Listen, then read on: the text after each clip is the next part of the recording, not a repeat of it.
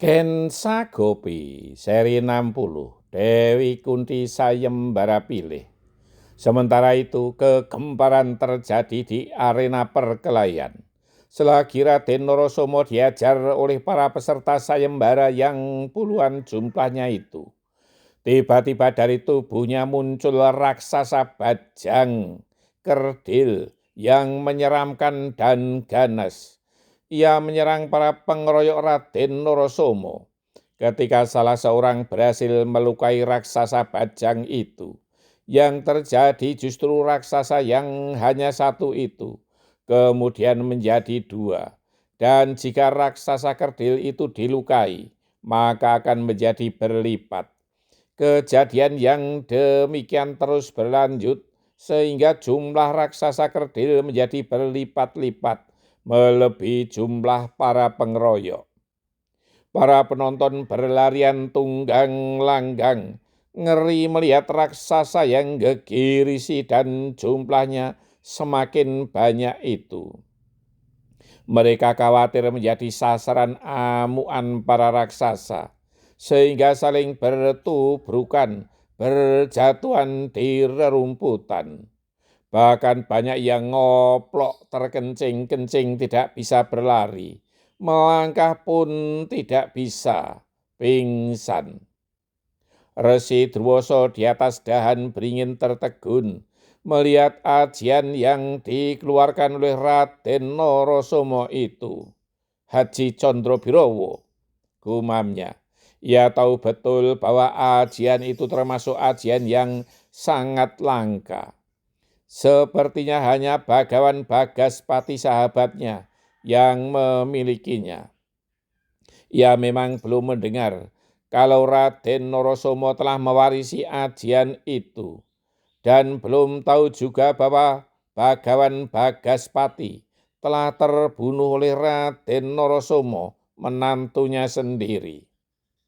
Sedangkan para penonton yang bertengger di dahan-dahan pohon beringin tidak berani turun.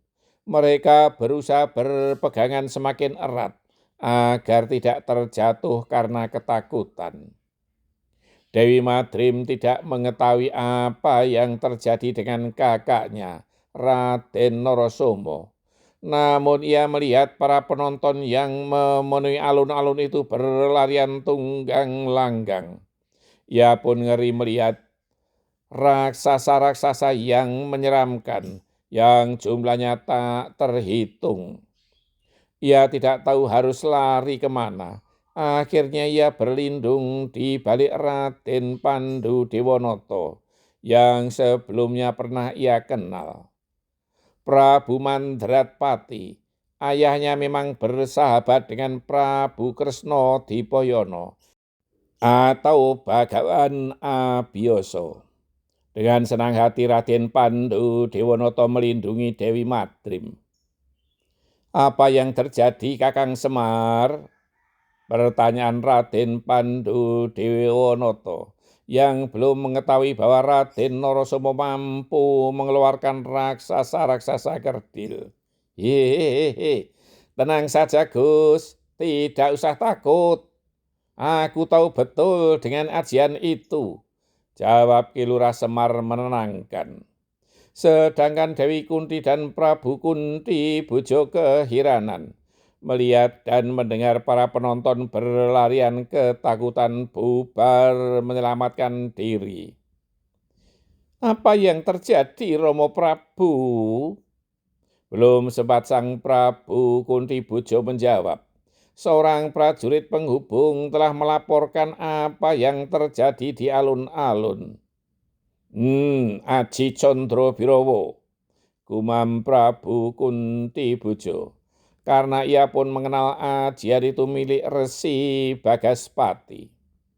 Para pengeroyok pun akhirnya berlarian juga menyelamatkan diri.